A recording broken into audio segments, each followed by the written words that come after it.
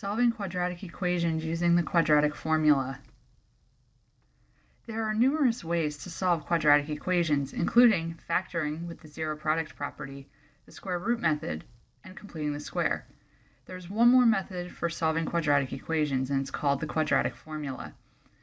Given the standard form of any quadratic equation, ax squared plus bx plus c equals 0, provided that a is not 0, otherwise again it would be a linear function, the real solutions, if they exist, are our x values, both 1 and 2, are equal to negative b plus or minus the square root of the quantity b squared minus 4ac, all divided by 2a.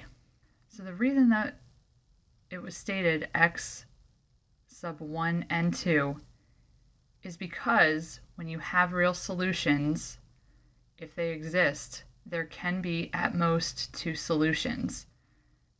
And this formula is a fraction that is split two ways.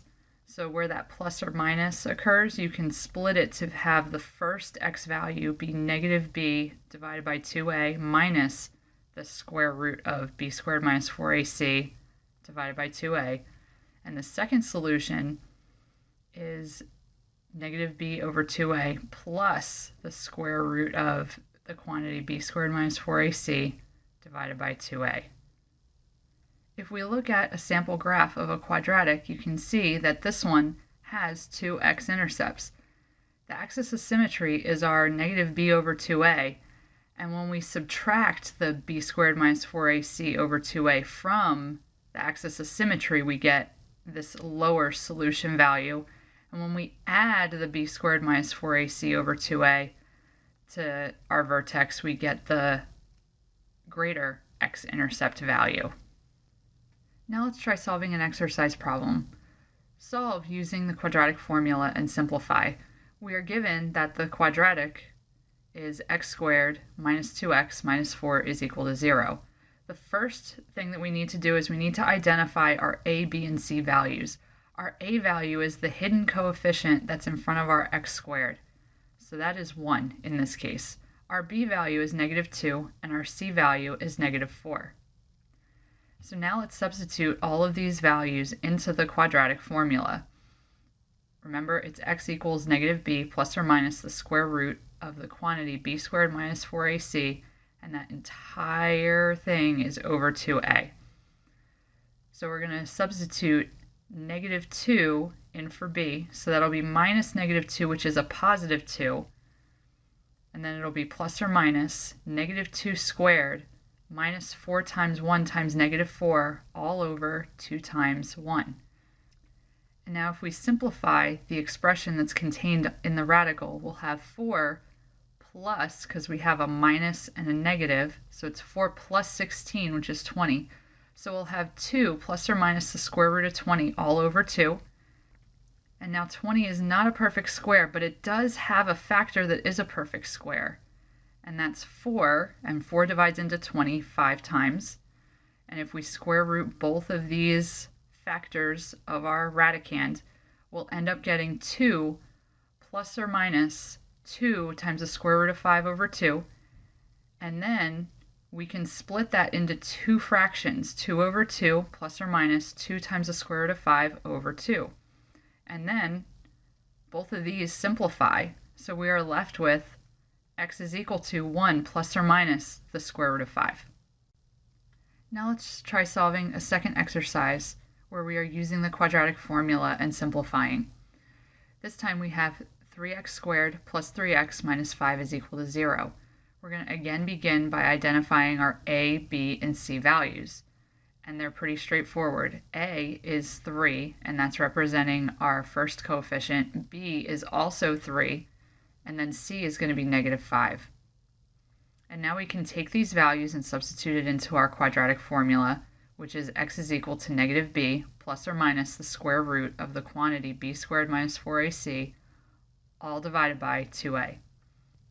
So our b value is 3. We're going to substitute that in there. So it'll be x is equal to negative 3 plus or minus the square root of 3 squared minus 4 times 3 times negative 5 all over 2 times 3.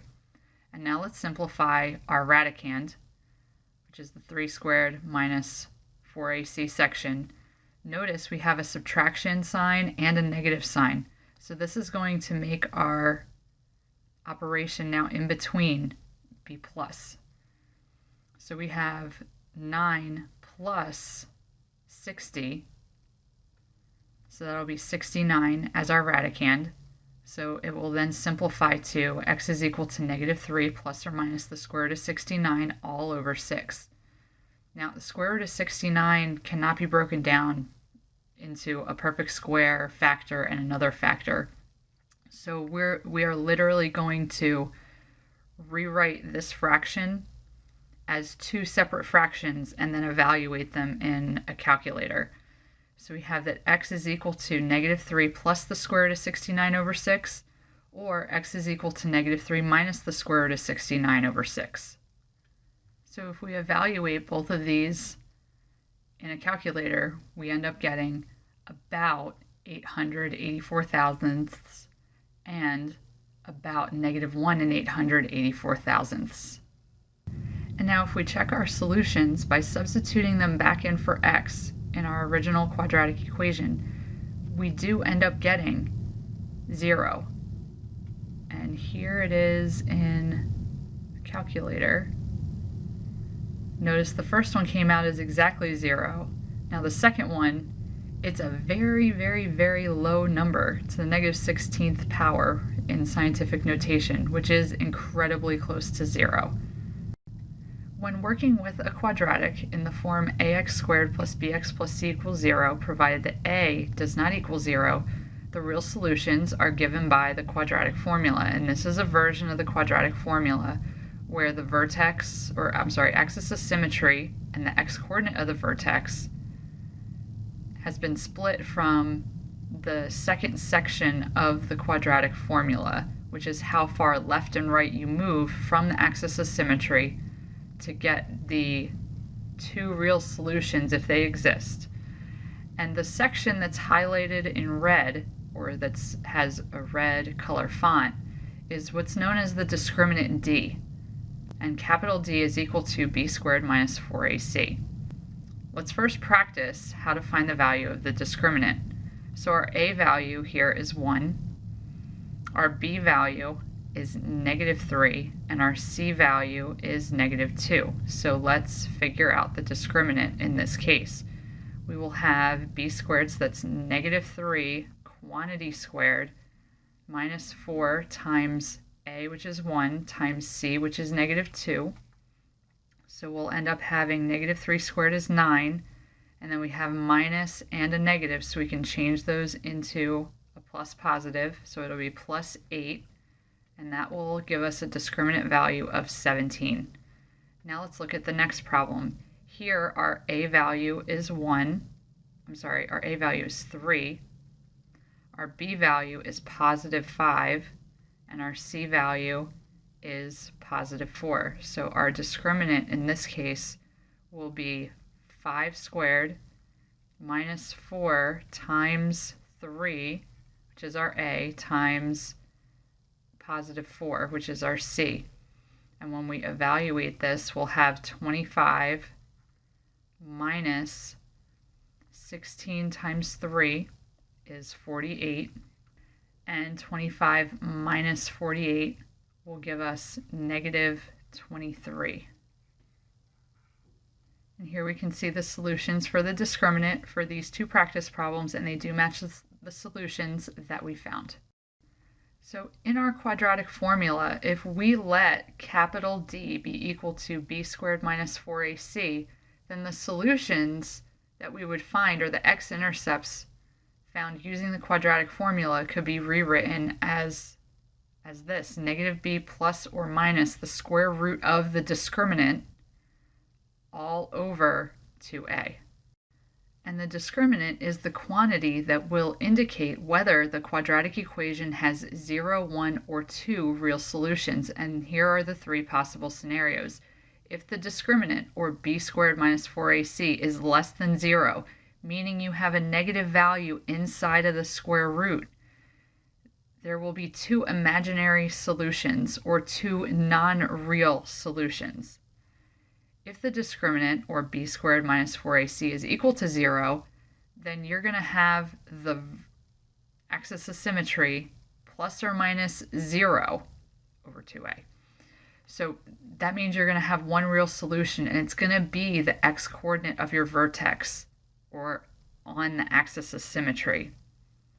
And that will happen when you have a quadratic function that intersects the x-axis at the vertex. And then the final scenario is if the discriminant, or b squared minus 4ac, is greater than 0, meaning its positive value underneath of the square root will tell you that you go from the axis of symmetry to the left and right in a certain number of units. So the square root of a positive number is positive, therefore there will be two real solutions. You would have to move to the left and to the right of the axis of symmetry, and you will have two x-intercepts. Recall that the discriminant is the quantity that will indicate whether the quadratic equation has 0, 1, or 2 real solutions. Beyond this, if the discriminant is a perfect square, the solutions are rational. And we can see in this table that we have, it summarizes the potential outcomes. So if we have that the discriminant is less than 0, there are no real solutions. Instead, there are two imaginary solutions. If the discriminant is equal to 0, there is one real solution. And if the discriminant is greater than 0 and the discriminant is a perfect square, then you will have two rational solutions, meaning two solutions that are easier to find on a graph and to graph them. If the discriminant is not a perfect square, then you're going to have two irrational solutions that you would then evaluate in a calculator to give you an idea of where they would fall on the x-axis. And here's an example of a quadratic function that has no x-intercepts. We have x squared plus 2x plus 2 is shown in our coordinate plane here. The graph has no x-intercepts, which implies that it has no real solutions. And we're going to learn how to find out imaginary solutions later on in this presentation. So right now we're just going to focus on the real solutions and whether or not we have x-intercepts. The discriminant in this case, again, it's b squared minus 4ac is the discriminant. It's 2 squared minus 4 times 1 times 2. So that'll be 4 minus 8, which is negative 4. So it's negative in value. It's less than 0. That means the graph itself will have no x-intercepts. And here's a different quadratic equation. We have g of x is equal to x squared plus 2x plus 1, and its graph is shown here to the left. Notice that it only has 1, 0, or 1 x-intercept, or touches the x-axis at only one point. And that occurs when the discriminant, b, which is 2 squared, minus 4 times 1 times 1, which is that minus 4ac. We have 4 minus 4 is equal to 0. When that discriminant is equal to 0, it's going to touch the x-axis at one point, which also corresponds to the same x value as the axis of symmetry, and it's also the vertex of our quadratic function. Here's another example of a quadratic function. We have h of x is equal to x squared plus 2x, and its graph here is shown to the left. Notice that it has two zeros, or x-intercepts, and that implies that x squared plus 2x is equal to 0 has two real solutions. The discriminant, b squared minus 4ac, is equal to 2 squared minus 4 times 1 times, there is no c value, so it's 0. So we just have 4 minus 0, which is 4. And it is positive in value. It's greater than 0. That means that our quadratic function will intersect the x-axis in 2 points.